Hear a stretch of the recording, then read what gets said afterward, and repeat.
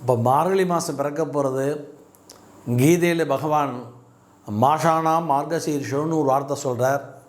அதாவது ஒரு வாக்கியம் சொல்கிறார், மாதங்களில் நான் மார்கழியாக இருக்கிறேன்னு சொல்கிறார். அப்பேற்பட்ட அந்த மார்கழி மாதம் ஆண்டாள் நோன்பு இருந்து, அந்த பாவை நோன்பு இருந்து அந்த அரங்கனை அடைய பெற்ற மாதம் இந்த மார்கழி மாதம், இந்த நோன்பு இருந்த மாதம். இந்த மார்கழி மாதம் 30 நாட்களும் தேவர்களுக்கு உஷா காலம்னு சொல்லுவோம். அவளுக்கு பிரம்ம முகூர்த்தம். தேவர்களுக்கு அந்த 30 நாட்களும் அதிகாலை ஒரு நாள் பிரம்ம முகூர்த்தம் பொழுது அப்படின்னு சொல்லுவேன். எனவே இந்த மார்கழி மாதத்தில் வரக்கூடிய அந்த 30 நாளும் நாம் நம்மளுடைய பிரம்ம முகூர்த்தத்தில் அந்த அதிகாலையில் 4 to 6 அந்த பிரம்ம முகூர்த்த டயத்தில் நம்ம ஆலயங்களுக்கு சென்று பக்தி பாடல்களை பாடி அந்த ஒரு நோன்பு எப்படி ஆண்டாள் நோன்பு இருந்தோ அதே மாதிரி நாமளும் ஒரு உண்ணா நோன்புங்கிற மாதிரி நோன்பு இருந்து நாம் நினைத்ததை அடைவதற்கும் அந்த திருமணமாகாத பெண்கள் திருமணமான நல்ல கணவனை அடைவதற்கும், அதேபோல் திருமணமாகாத ஆண்களும் நல்ல மனைவி அடைவதற்கும் ஒரு அற்புதமான மாதம் இந்த மார்கழி மாதம். அது மட்டும் இல்லாமல் காலபுருஷனுக்கு 9வது இடம். இதற்கு தர்ம தத்துவம் அப்படின்னு பேர்.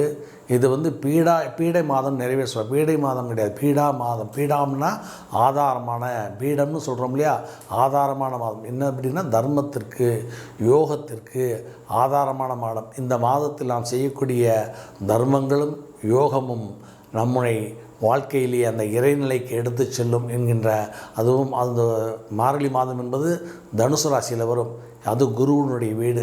அதுவும் குரு இந்த வருடத்தில் இந்த மார்கழி மாதத்தில் மிதுனத்திலேருந்து நேர அந்த சூரியனை பார்க்குறார். அந்த சூரியன் அந்த மார்கழி மாதம் தனுசில் இருப்பார். அப்போ அந்த குருவினுடைய பார்வை அந்த ஆத்மகாரனான சூரியன் மேல் விழுவதனால் இவ்வருடம் மார்கழி மாதம் வெகு விசேஷம்.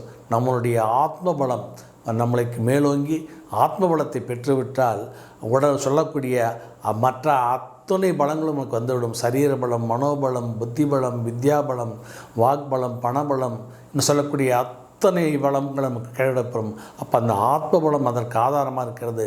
அந்த ஆத்ம பலத்தை கொடுக்கக்கூடிய அந்த மாதமான அந்த தனுர் மாதத்திலே சூரியனுடைய ஆத்மகாரான சூரியன் சஞ்சரிக்கக்கூடிய குருவுடைய வீட்டிலே குருவுடைய பார்வையை நேரெதிராக பெறுவதனால் இவ்வருடம் மார்கழி மாதம் வெகு விசேஷமான மாதம்.